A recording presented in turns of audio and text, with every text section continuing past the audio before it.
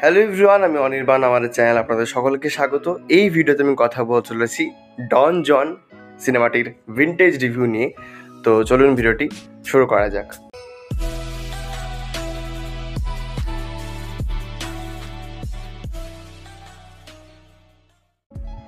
তো ডন জন এটি একটি 2013 সালের আমেরিকান রোম্যান্টিক কমেডি ছবি।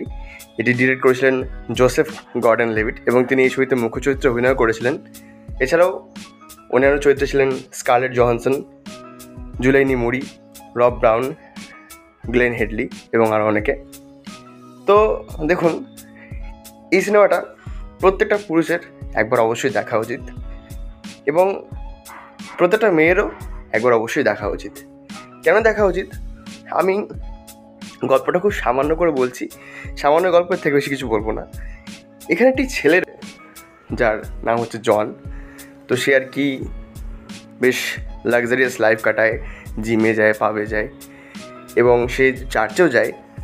বাট এত কিছুর মধ্যে তার একটা ভীষণ অ্যাডিকশান রয়েছে, সেটা হচ্ছে পর্ন ভিডিওতে। তো এই অ্যাডিকশানটা তাকে কীভাবে তার লাইফটাকে হ্যান্ডেল করে এবং কীভাবে সে এই অ্যাডিকশান নিয়ে লাইফে এগিয়ে যায়, আর তার মাঝে যখন সে একটি মেয়ের প্রেমে পড়ে তখন কী হয়, এই নিয়ে ছবিটার গল্প। তো মোটামুটি 1.5 ঘন্টা একটা ছবিটা আপনারা জিও হটস্টারে ফ্রিতে পাবেন এবং অ্যামাজন প্রাইম ভিডিওতেও ছবিটি হিন্দিতে রয়েছে। তো আমি যদি এক লাইনে সিনেমাটা রিভিউ করি তো বলবো যে এটা একটা বেশ ভালো সিনেমা। প্রথমত রোম্যান্টিক কমেডি ছবি, সেখানে রোম্যান্টিক কথা তো রয়েছেই, তার সাথে মজাও রয়েছে।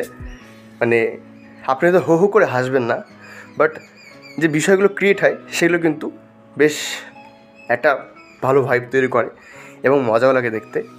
এখানে যে ক্যারেক্টারটা, এটা কিন্তু আমাদের মতোই যারা আর কি মানে যুবকরা রয়েছে তাদেরকে নিয়ে তৈরি, যারা আর কি এসব অ্যাডিকশনে রয়েছে। এবং এই যে পর্ন ওয়ার্ল্ডের যে ফ্যান্টাসি আর রিয়েল যে আর কি সেক্সের যে ফ্যান্টাসি, এই দুটোর মধ্যে যে পার্থক্যটা, এটা যেভাবে বারবার তুলে ধরা হয় সেটা বেশ ভালো। বাট এই অ্যাডিকশানের কী কী খারাপ দিক রয়েছে সেগুলো দিকে কিন্তু এই ছবিটা তেমন এক্সপ্লোর করে না। আর অন্যান্য যদি আমি এই ছবির বিষয় নিয়ে কথা বলি, প্রথমত অভিনয়। এখানে জোসেফ গর্ডন লেভিট, তার যেরকম কাজ, তিনি যেমন ছবিটা বানিয়েছেন তেমন তিনি নিজেও খুব ভালো কাজ করেছেন। তার এক্সপ্রেশন, তার বিভিন্ন অড সিচুয়েশানে পড়ে যাওয়া, সেগুলো দেখে মজা লাগে। এছাড়াও এখানে স্কারলেট জোহানসন, তাকে যে চরিত্রটা দেওয়া হয়েছে তিনি ভালোই কাজ করেছেন। জুলিয়ান মুরি, এখানেও তার যে কাজটা দেখতে ভালো লাগে। তার রোলটা হয়তো খুব ছোটোখাটো, বাট পরবর্তীতে সেটা কিন্তু বিগ ইম্প্যাক্ট ফেলে। এছাড়াও এখানে এই আমাদের জন ক্যারেক্টারের বোনের চরিত্র যে রয়েছে, সে আর কি ফোন অ্যাডিক্টেড। তো তার এই ঘাড় বেঁকে ফোন দেখা, সেটা যতবার সিনে আসে দেখতে মজা লাগে। এবং এখনকার যে জেনারেশন যারা আর কি শুধু ফোন নিয়ে থাকে, তারা সেটা বেশ রিলেটেবল ফিল হয়। আর এই জনের ফ্যামিলি মেম্বার যারা আছে, তার বাবা, তার মা, তাদের চরিত্রে যারা কাজ করেছেন তাদের কাজটা কিন্তু দেখার মতো। বিশেষত তার বাবা আর মায়ের যে কেমিস্ট্রি, সেটা কিন্তু দেখতে মজা লাগে। আর ছবিটা 1.5 ঘন্টার হলেও মাঝে মাঝে মনে হয় খুব স্লো চলছে।